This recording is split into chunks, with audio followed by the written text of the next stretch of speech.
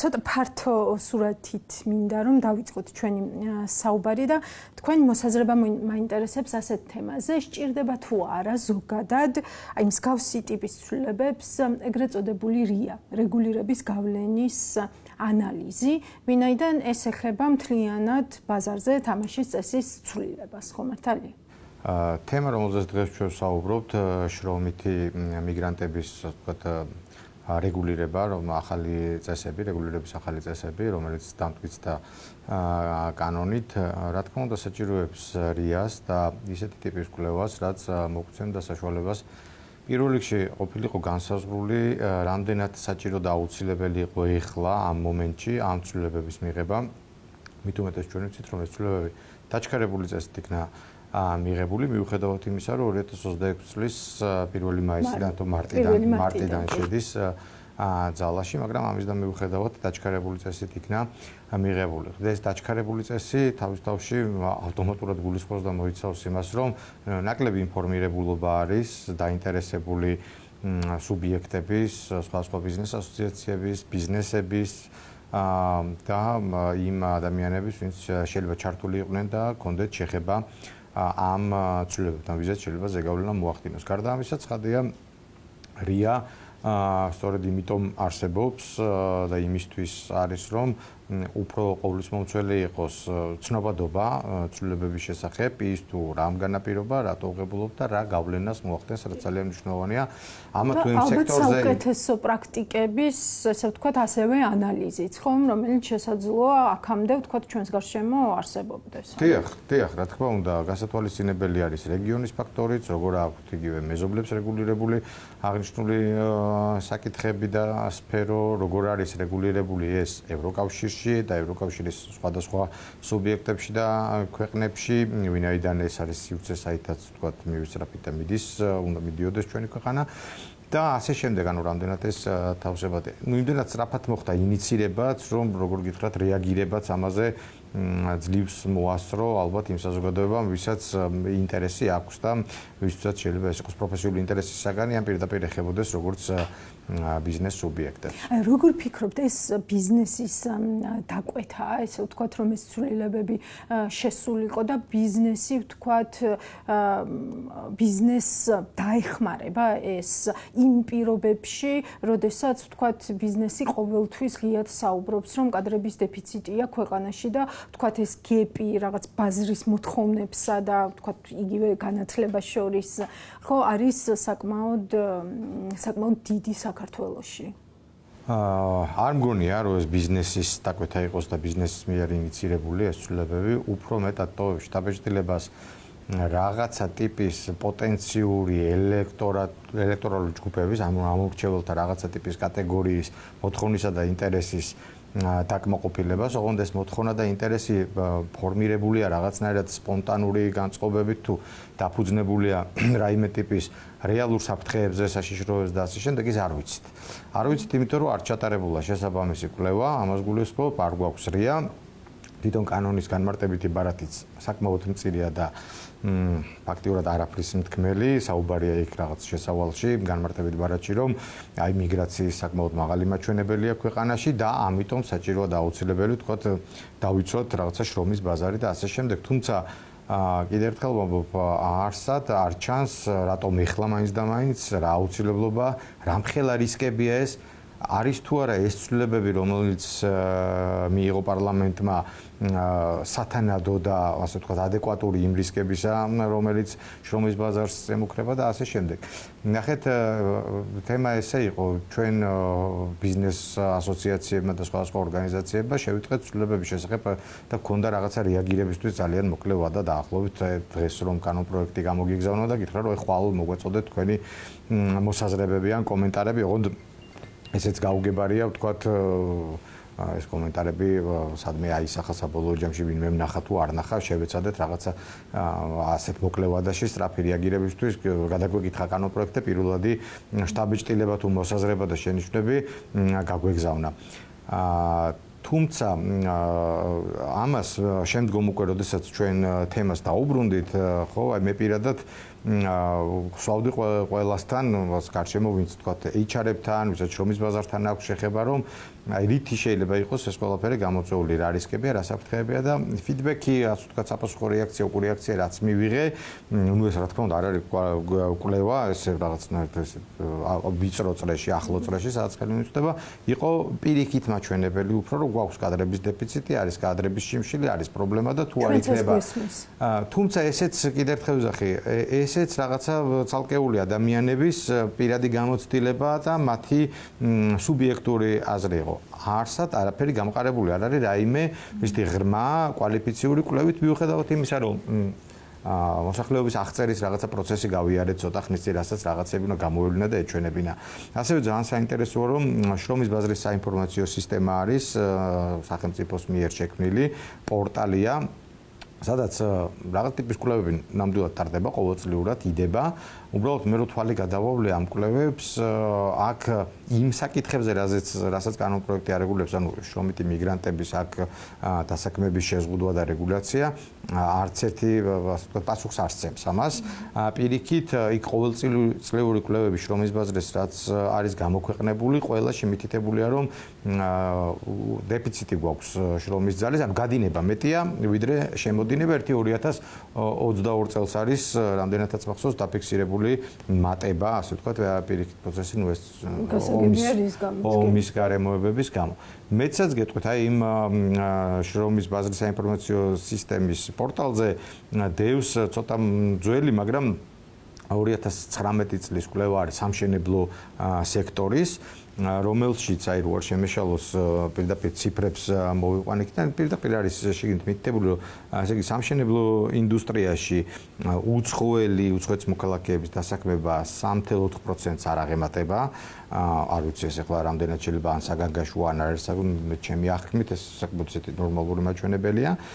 ძალიან საინტერესოა, რომ ამ კვლევაში არის მითითებული მიზეზებიც, ანუ რატომ აყავთ ეს უცხოელი დასაქმებულები, ხო?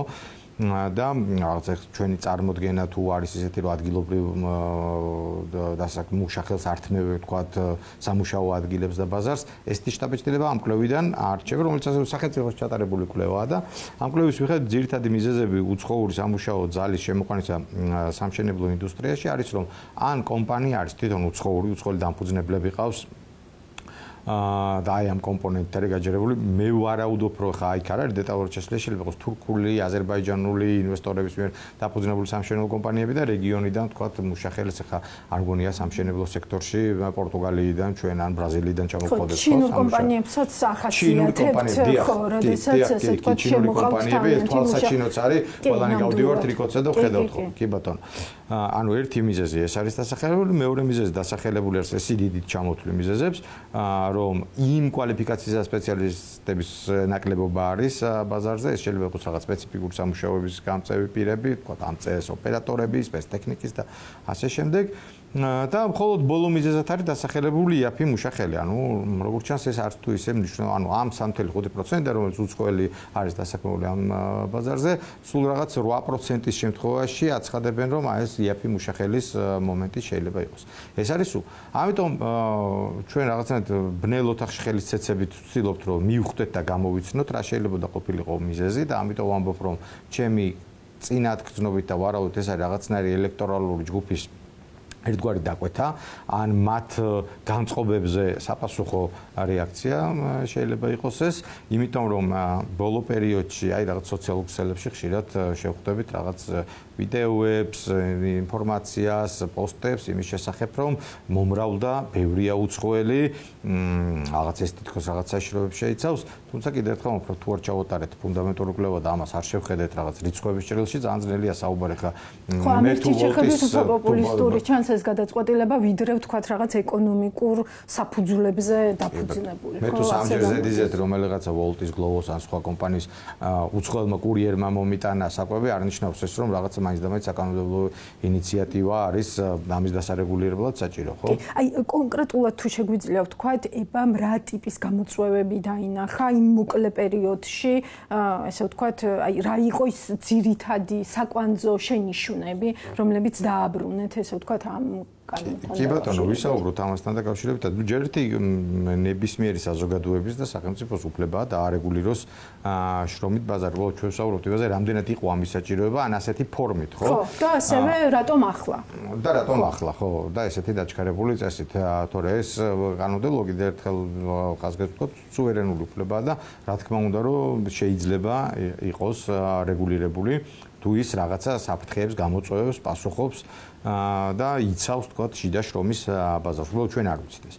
რაც შეეხება თვითონ უშუალოდ კანონ პროექტზე ტექნიკურ ნაწილზე რო გადავიდეთ, ხო, შინაარსზე იქ არის მთელი რიგი საკითხები, რომელიც აი ზუსტად ამიტომ ალბათ უმჯობესი იყო რომ პროცესი ჩვეულებრივ რეჟიმში წასულიყო, ჩართულიყვნენ სპეციალისტები, ბიზნესები, ასოციაციები, განხილულიყო თვითეული რეგულაცია და პუნქტი, რომ არ გაპარულიყო რაღაცა ტიპის შეცდომები, ბუნდოვანება, გაურკვევლობა, იმიტომ რომ ესეთი რაღაცები ყოველთვის წარმოშობს ხოლმე მერე უშუალოდ აღსრულების დროს მთელ რიგ პრობლემებს.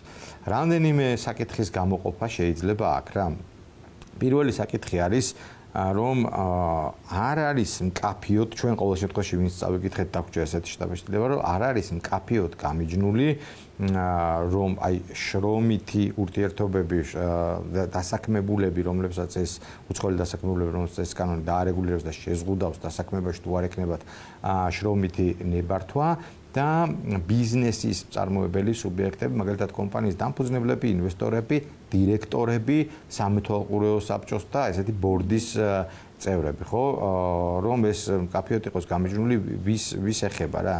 იმიტომ რომ ეს თუ გავრცელდება ასეთი ტიპის სუბიექტებზეც, ხო, ადამიანებს, რომელიც მაგალითად დიდი ორგანიზაციის, საშუალო ზომის რა მნიშვნელობა აქვს, სამეთვალყურეო საბჭოს წევრია, უცხოელი და ჩვენ თუ იმას დაავალდებულებ, რომ ითვლება უკვე რომ დასაქმებულია ხო, აი არ არის რა, ეს მკაფიოდ არ ჩანს და სხვადასხვანაირად შეიძლება შევხედოთ ამას, ეს უფრო რაღაც იურისტების და სპეციალისტების თემა არის, რაღაც ეს დეტალებში ჩასვლა, მაგრამ აი კიდევ ერთხელ რა ზედაპირზე რაც დევს რომ შევხედოთ, ძალიან მკაფიო გამიჯნა არის და შეიძლება ისეც იყოს განმარტებული. და თუ აღმოჩნდება რომ ეხება მათაც, ან ვინმე გაავრცელებს რაღაც მომენტში, ეს საკმაოდ დააზარალებს კორპორატიულ ურთიერთობებს, სადაც ეს უცხოური გამოცდილება, უცხოური კვალიფიციური სპეციალისტების არსებობა ბორდში, სამეთვალყურეო საბჭოში, მმართველობის სტრუქტურებში ძალიან მნიშვნელოვანი და ღირებული კომპონენტია ხოლმე ზრდის სანდოობას, გამჭვირვალობას, უცხოური ინვესტიციების მოზიდვის შესაძლებლობას და ასე შემდეგ, ექსპერტიზას, რა თქმა უნდა. ეს არის ერთი მნიშვნელოვანი საკითხი, სადაც მეტი სიცხადე იქნებოდა საჭირო.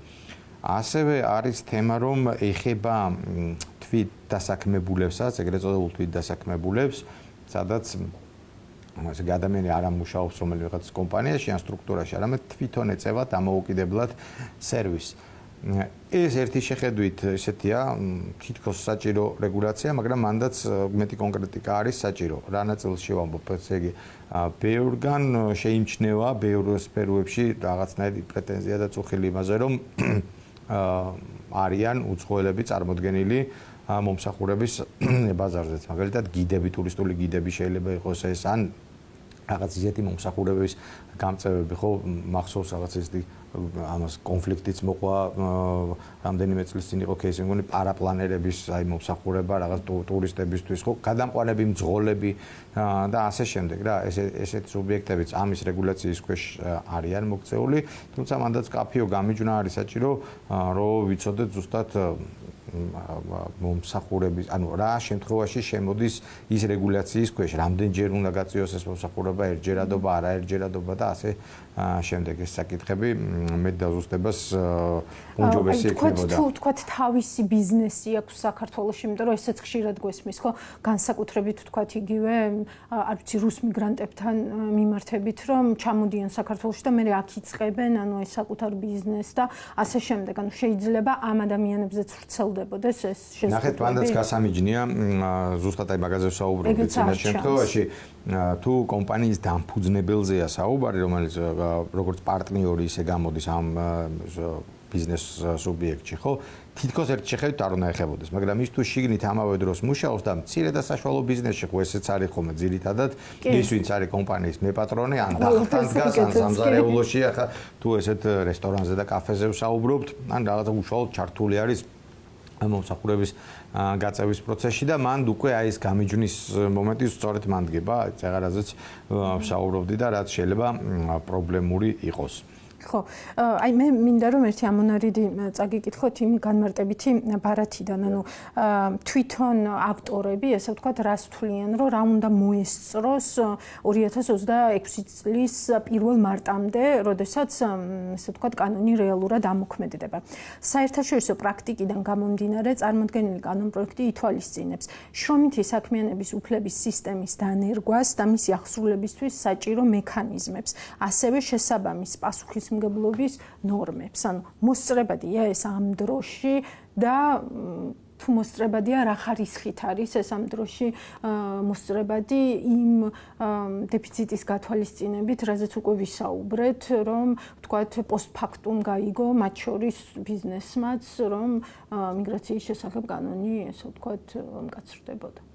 Ну, ამაზე რა შეიძლება თქვას, რაღაცნაირად ქართული ბიზნესიც უკვე მიეჩვია მაგ რეჟიმში მუშაობას, როდესაც ძალიან სწრაფად ხდება რაღაცა ცვლილებების მიღება, გზადაგზა ვიგებთ, მე უნდა დაეწიოს ხოლმე რაღაც კანონქვემდებარე ნორმატიული აქტი, მთავრობის დადგენილება ან რაიმე სხვა დამაკონკრეტებელი ინსტრუქციები და ზოგჯერ ვერასწრებს ვერ ეწევა, ზოგჯერ ცოტა გვიან ხდება რაღაცები, მაგრამ მეტნაკლებად მიჩვეულია ქართული ბიზნესი ამ რეჟიმში ყოფნას. არ ვიცი, იმედია რომ მოესწრება, იმედია რომ მეტი სიცხადე იქნება ამ ყველაფერთან დაკავშირებით, იმედია იქნება შესაბამისი შეხვედრები და განმარტებები ამ კანონის აღმასრულებელი. ამ პროცესში მაინც იქნება კომუნიკაცია, ხო, ამას მეუბნები. დიახ, ამას გულისხმობ, სწორედ ამას გულისხმობ. კი, არ ვიცი და მეთანხმები თუ არა, მაგრამ პრაქტიკაში, ესე ვთქვათ, ყველა რეგულირებას თან ახლავს ეგრეთ წოდებული unintended consequences, ხო? ანუ ის რაღაც გვერდითი ეფექტი, რომელიც შეიძლება ვერ დაინახო და ზუსტად ამიტომ გვჭირდება ის კვლევები, რის დეფიციტზეც თქვენ მე მესაუბრებოდით, ხო? აი, რა შეიძლება იყოს გვერდითი ეფექტი, აი, ამ ტიპის კანონმდებლობის დღეს საქართველოში, აი, ამაზე თუ იმსჯელა, ესე ვთქვათ, და ამას თუ ხედავს მკაფიოდ. პირველ რიგში, ნახეთ, ეს არის ისევე როგორც რაღაც ბოლო დროს მიღებული კანონების დიდ ნაწილს საკმაოდ ისეთი აქტიური სადამსჯელო მექანიზმი აქვს და კომპონენტი ამ კანონსაც. მკაცრი ჯარიმები, ჯარიმების სუბიექტები არიან როგორც ბიზნესები, რომლებიც კირაობენ დასაქმებულებს, ასევე ის მიგრანტი და დასაქმებულები, ჯარიმები მაღალია, რაოდენობებიც გაზრდილია და კი ბატონო. ანუ ეს რაღაცნაირად מחვილი კიდია ყველას თავზე.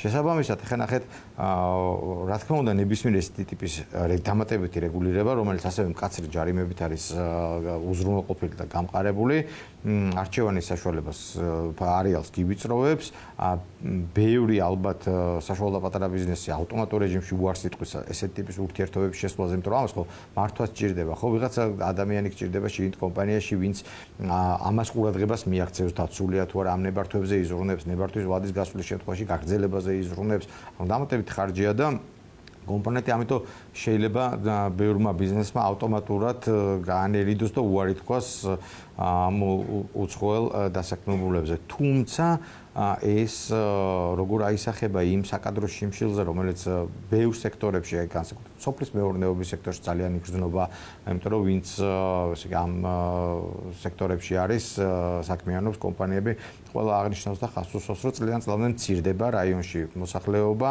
ამ დროს სახელმწიფოს მხრიდანაც სახალისებული არის სოფლის მეურნეობის განვითარება, უამრავი პროგრამა მუშაობს ამ მიმართულებით, შენდება ბაღები, სხვადასხვა ტიპის მეურნეობები, გადამამუშავებელი საწარმოები, მაგრამ რამდენად ეწევა ამ ზრდად ინდუსტრიებს და დასაქმებულთა რაოდენობა, კვალიფიკაცია იქ ადგილზე, ეს საკმაოდ საკამათო საკითხი არის და მე რაც მომისმენია ყველა წუხს ამ საკითხის შესახებ. შესაბამისად, თუ ჩვენ გვექნება ჩაკეტილი ეს მიმართულება ესე გართულებული და დამძიმებული, შეიძლება მივიღოთ რაღაც მომენტში სადღაც სურათი, რომ ვერ მოესწროს რაღაც მოსავლის დროულად აღება ამა თუ იმ კულტურებისთვის, ხო, ვერ მოხდეს დროული გადამუშავება და იქ კიდევ სეზონს, დროს, თარიღებს ძალიან დიდი მნიშვნელობა აქვს, ხო? დამწიფებული მოსავალი თუ არ მოკრიფე იმ რაღაცა კონკრეტულ ძალიან მოკლე ვადაში, მე აზრი აღარ აქვს მოგეხსენებათ.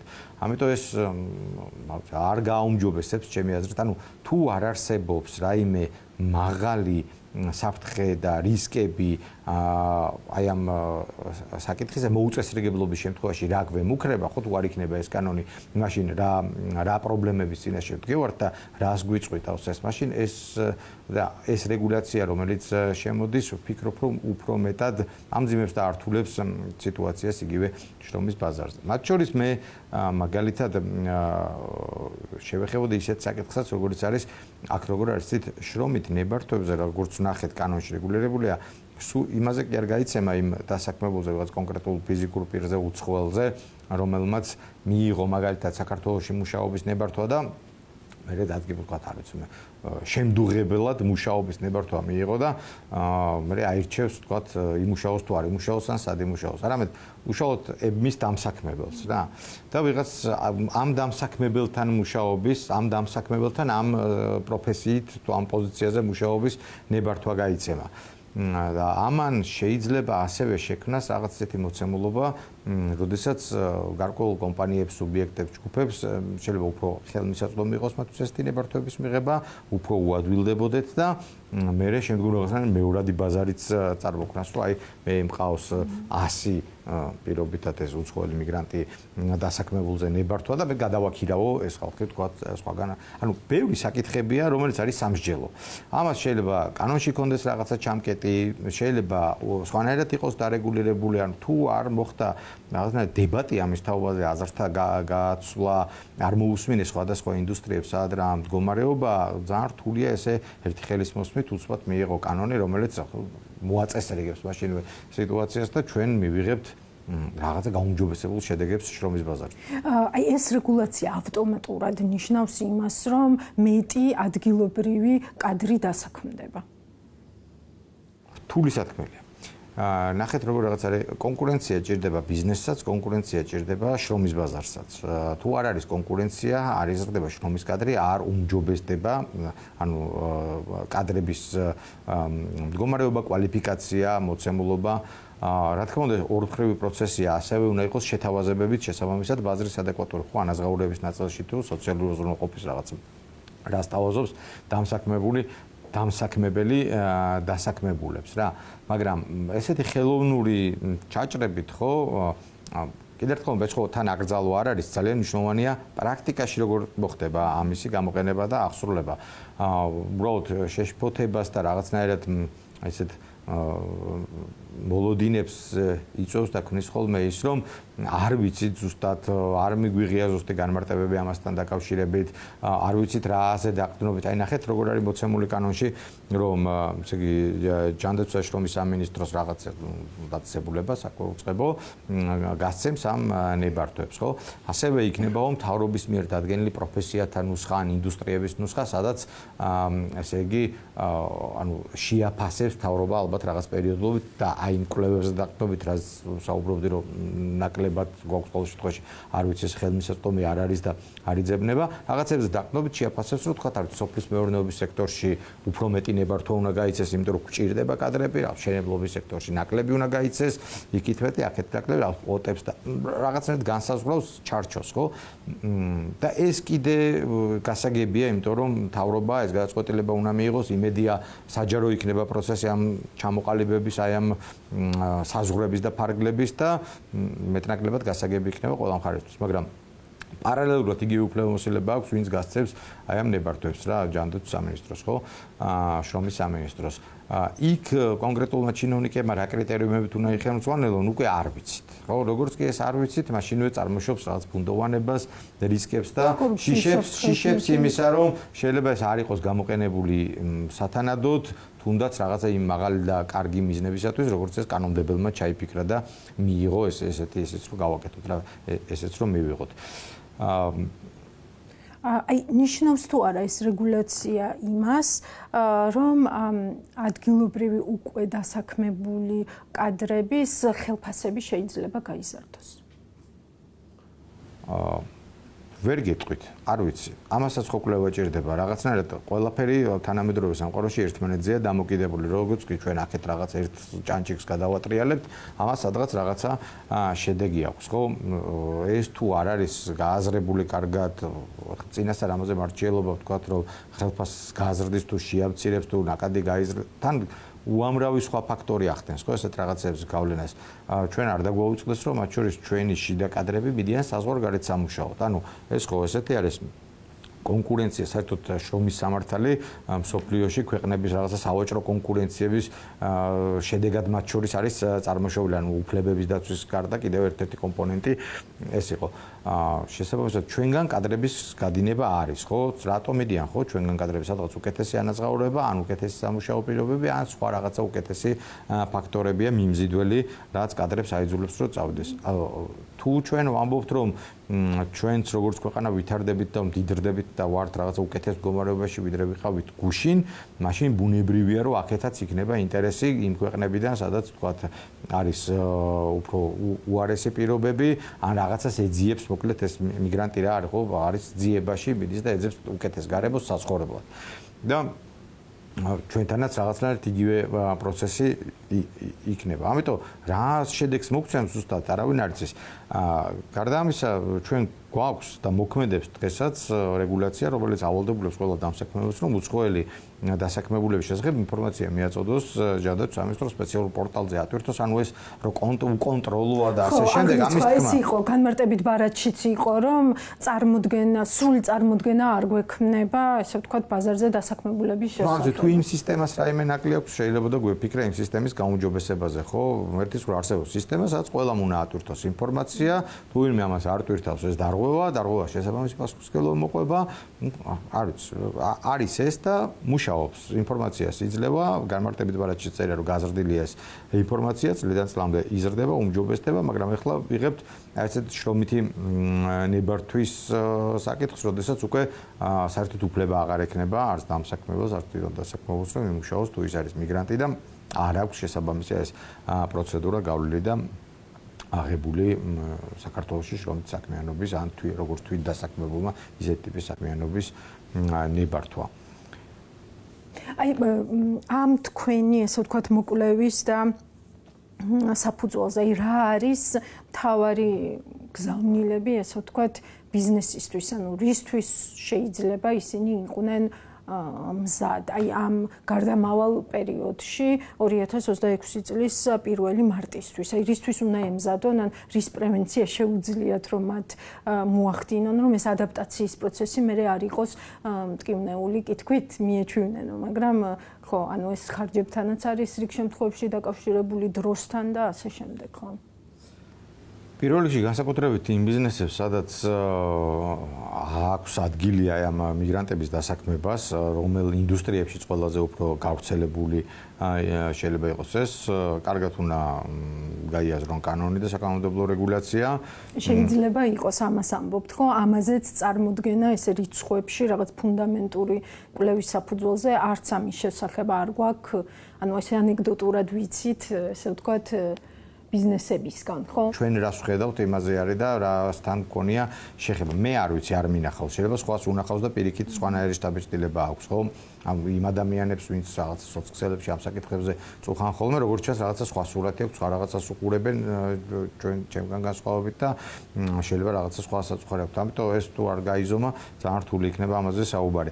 რაც შეეხება ბიზნესებს, უნდა გაიაზრონ კარგად კანონი, იმიტომ რომ აქვს ძალიან პასუხისმგებლობის მაღალი ჯარიმების სახით და იმ სექტორებში და ალბათ საჭირო იქნება რაღაცა უფრო მეტი კომუნიკაცია იგივე ამ კანონმდებლობის აღმასრულებელ სტრუქტურებთან იმის თაობაზე, რომ გქონდეს წარმოდგენა ხვალდაზე როგორ იმუშავებს, რომელ ინდუსტრიებში იქნება ვთქვათ მეტი დაშვება უცხოელების დასაქმებისა და სად რა მოლოდინი შეიძლება გაჩნდეს და გქონდეს, იმიტომ რომ არის სექტორები, არის პროფესიები, სადაც აუცილებელია უცხოური კვალიფიციური მუშახელის არსებობა, ეს მხოლოდ აჯანსაღებს პროცესს და მხოლოდ ზრდის თქვათ კონკურენციას, შემოდის ცოდნაც კვალიფიციური გარკვეულწილად და აუცილებელი კომპონენტი. აი ერთ პარტივი მაგალითად რო გითხრათ, ჯერ კიდევ აი ამ კანონმდებლობის გამკაცრებამდე ვიცით საწარმო, სადაც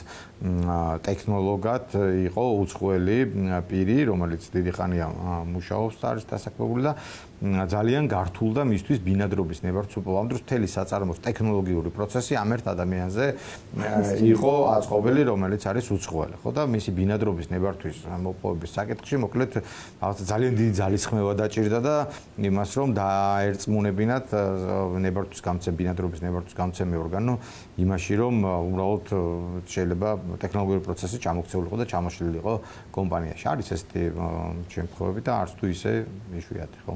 ხო, ეხლა ბინადრობაზე გამახსენდა, თქვათ, აქეთ თუ არის, ესე ვთქვათ, რაღაცა შეზღუდვები, თქვათ, იგივე IT სექტორში პირიქით დაახლოებით პირიქით კანონი მივიღეთ, ხო? ანუ რომ პირიქით გამარტივდეს ბინადრობის უფლება და მოვიზიდოთ ეს ადამიანები ქვეყანაში. ხო, საინტერესო საკითხი არის IT სექტორშიც იქიდან გამომდინარე რომ აი ბოლო წლების მიგრაციულმა პროცესებმა რაღაცნაირად თავი მოუყარა გარკვეულ კატეგორიამ IT სპეციალისტების საქართველოში, ეგრეთ წოდებულ ფრილანსერებს, რომლებიც აქედან საზღვარგარეთ მუშაობენ და ასევე მოხდა მიგრაცია, რომელიც სახელმწიფოს მხრიდან ხელშეწყობილი და წახალისებული იყო IT კომპანიებისა, საერთაშორისო კომპანიის სტატუსით, რომელსაც სპეციალური შეღავათებით დაუწესდათ და იყო მთელი კამპანია ასეთი კომპანიების საქართველოში მიგრაციისთვის, რაც კარგია, იმიტომ რომ დამატებითი მუშახელი შემოდის, გადასახადი მეტი იხდება, რაღაც ეკონომიკისთვის ესეთი მასტიმულირებელი ფაქტორი აქვს ეფექტი. ამ კომპანიებს ხშირად ჰქონდათ ხოლმე მათი თანამშრომლებისთვის ბინადრობის ნებართვის მიღების პრობლემა. ანუ კი მივეცით საერთაშორისო კომპანიის სტატუსი, დაუძახეთ, ესე რომ ვთქვათ, მოვიწვიეთ საქართველოს საქმიანობისთვის, მაგრამ მათ თანამშრომლებს ურთულდებათ და არ ვაძლევთ ბინადრობის ნებართვას და ეს რაღაცა მუდმივად პრობლემა ეკიდა ხოლმე ამ ინდუსტრიის თავზე. თუმცა აი ახლა გადაწყდა ეს საკითხი, რომ მათთვის მოკლედ ბევრად მარტივი იქნება ბინადრობის ნებართვის მიღება, თუ კი ისინი აი ამ IT სექტორში არიან, აკმაყოფილებენ ამ კრიტერიუმებს, აქვთ რაღაც სათანადო კვალიფიკაცია და გამოცდილება, შესაბამისი ბრუნვა, იქ რა $25,000 წლიური შემოსავალი თუ აქვს ადამიანს IT სექტორშია დასაქმებული და მოკლედ ამ კრიტერიუმებს აკმაყოფილებს, მისი და მისი ოჯახის წევრისათვის ბევრად უფრო ხელმისაწვდომი ხდება, რა თქმა უნდა, ბინადრობის ნებართვის მიღება. და ეს ახალი კანონმდებლობა ახლა, რომელიც სხვა კუთხით ზღუდავს უცხოელის დასაქმებას, შეიძლება კონფლიქტური აღმოჩნდეს, ვთქვათ, იმ მიზნებისთვის, რისთვისაც ბინადრობის უფლება გამარტივდა, თუნდაც ამ ერთი კონკრეტული სექტორის. კონფლიქტური ნაკლებად უბრალოდ ხო, მათთვის ამ სექტორისთვის რაღაც უფრო იოლი პროცესი და პროცედურა არის, დანარჩენებისთვის გასავლელი იქნება ეს ყველა ნაბიჯი, რაც გულისხმობს იმას, რომ უნდა დაადასტუროს მისმა დამსაქმებელმა, რომ ჭირდება უცხოელი კადრები, რომ რაღაც ადგილობრივ ბაზარზე ან ვერ ნახა, ან დეფიციტია და ასე შემდეგ, მოკლედ აი ეს მთელი ის უნდა გაიაროს ბიუროკრატიული პროცესი და მიიღოს ნებართვა, რომ დაასაქმოს უცხოელი თავისთან. უღრმესი მადლობა, დავით, ამ ძალიან გასაგები და ძალიან საინტერესო საუბრისთვის. ბოლოსკენ მინდა რომ აი ზოგადად რაღაც ეკონომიკის განვითარების ფილოსოფიის თვალსაზრისით, ესე ვთქვათ, როგორი არის თვითონ ეს კანონი, ანუ ეს არის რაღაც თავისუფალი ბაზრის პრინციპების დაცვა, თუ მისი მნიშვნელოვნად შეზღუდვა და ზოგადად რისი მომხრე ხართ, ანუ ეს ქვევიდან ზევით პროცესი უნდა იყოს და ესე ვთქვათ, მართლა ბიზნესის საჭიროებებიდან გამომდინარე უნდა ხდებოდეს ეს ყველაფერი, თუ მომხრე ხართ, რომ უფრო მართული იყოს ეკონომიკა იმ თვალსაზრისით, რომ სადღაც რომელიღაცა ჩინოვნიკი ადგენდეს ბიზნესისთვის, ვთქვათ, რამდენი უცხოელი მუშახელი სჭირდება თუ არ სჭირდება კონკრეტულად მას. კარგი კითხვა. ზოგადად თავისუფალი გარემოს და თავისუფალი ბიზნესის მომხრე ვარ, რაც მეტი და დაშვება და თავისუფლება არის, მით უფრო მაღალია კონკურენცია, მით უფრო საინტერესო არის ბიზნესის წარმოება, მაგრამ რა თქმა უნდა არსებობს სახელმწიფოს ინტერესები, საზოგადოებრივი ინტერესები, რაღაცა წითელი ხაზები, რომლებიც უნდა შემოდიოდეს და არეგულირებდეს გარკვეულ საკითხებს, ოღონდ რეგულაცია უნდა იყოს ესეთი ძალიან როგორ თქვა, იუველირული წესით შემოღებული, აი არ უნდა აზიანებდეს რაღაცა ერთი საქმის გაკეთების შემთხვევაში სხვა რაღაცებს არ უნდა აზიანებდეს. რთულია, საფიქრი ჭირდება, მსჯელობა ჭირდება, დიალოგი ჭირდება, აუცილებლად რაღაცნაირად გახსნილი პროცესი ჭირდება ამას. კიდევ ერთხელ ვამბობ, ჩვენ ყველანი ვართ ამ ქვეყნის მოქალაქეები, ბიზნესის, დასაქმებულის, დამსაქმებელიც, რეგულაციის შემომღებლის და რეგულაციის აღმასრულებელიც და გვაქვს ის რაღაცა საერთო ინტერესი უნდა გქონდეს როგორც საზოგადოებას და სახელმწიფოს, ხო? და ამას ყველა აცნობიერებს. და ამის ფარგლებში ალბათ რა ტიპის კანონმდებლობასაც მივიღებთ, ამაზე საზოგადოებრივი კონსენსუსი უნდა არსებობდეს, მაგრამ ის, როდესაც გავიღვიძებ და რაღაც დევს ახალი კანონპროექტი, რომელიც ხვალ უკვე მიღებულია და აღსრულება იწყება, არ შეიცავს ნიშნებს რაღაცნაირად ესეთი ტიპის დიალოგისა და გახსნილობის, სადაც ჩვენ ერთმანეთს ვუცვლით აზრებს, ვუზიარებთ და ისე ვღებულობთ საერთო კონსენსუსის საფუძველზე ვღებულობთ გადაწყვეტილებებს. სულ ბოლო ჩემი კითხვა და ამით დაგემშვიდობებით, ჩვენი საუბრის დასაწყისში თქვენ ახსენეთ, რომ ევროპისკენ და ამ სივრცისკენ უნდა მივდიოდეთო. ერთ-ერთი მოთხოვნა, რასაც ევროკავშირი საქართველოს უყენებს, რომელიც 12 პირობაშიც იყო, 9 პირობაშიც, მოკლედ ყველგან არის ყოველთვის, ეს არის სასამართლო სისტემის ეფექტიანობის გაზრდა და სასამართლო სისტემის ნდობის გაზრდა და მოკლედ ფუნქციონირებადი სასამართლო სისტემა, რომელსაც მხარეები ენდობიან, რაც დღეს საქართველოში არ გვაქვს ყველა შეფასებით, ხომ? აი ამ რეგულაციებს თუნდაც ძალიან იურიდიული სიზუსტით გათვლილ რეგულაციებს ნაწილობრივ ეკარგება თუ არა ფასი, როდესაც არ მუშაობს მთავარი ფრაზა შევხვდებით ერთმანეთს სასამართლოში. ძალიან კარგი და სწორი კითხვაა და რაღაცნაირად გამოვჩა თელი დიალოგის მანძილზე. საკითხი ამასაც რომ შევხებოთ გარკვეულწილად ნებისმიერი რეგულაცია, ნებისმიერი საკანონმდებლო ცვლილება შეიძლება იყოს, როგორ თქვა, მისაღები, როდესაც შენ იცი და ხარ დარწმუნებული, რომ გაქვს კვალიფიციური, ხარისხიანი მართლმსაჯულება ქვეყანაში, რომელსაც აქვს საზოგადოების, როგორც დასაქმებულების, დამსაქმებელების, ბიზნესის და საზოგადოების ყველა ჯგუფების ნდობა. ესეთ შემთხვევაში შენ ზუსტად იცი, რომ ვერც ერთი რეგულაცია უკანონოდ ვერ შელახავს შენს ძირითად უფლებებს და რაღაცნაირად იპოვის სამართალს იმ შემთხვევაშიც კი, თუ კი ჩათვლის სადღაც რაღაც ეტაპზე, რომ სამართლოდ ან არასწორად შეგეხო რეგულაცია, არასწორად დაჯარიმდი, ან სხვანაირად უნდა იყოს საკითხი გადაწყვეტილი. მაგრამ იქ, სადაც ამისი განცდა არ არის და ძალიან დაბალ ნიშნულზე არის დაწეული, რა თქმა უნდა, რთული არის და ნებისმიერი ცვლილება განსაკუთრებით ისეთი, რომელიც ითვალისწინებს ჯარიმებს, მაღალი ტიპის პასუხისმგებლობას, შემზღუდველია, აღიქმება უკვე საწინააღმდეგოდ მიღებულ გადაწყვეტილებად.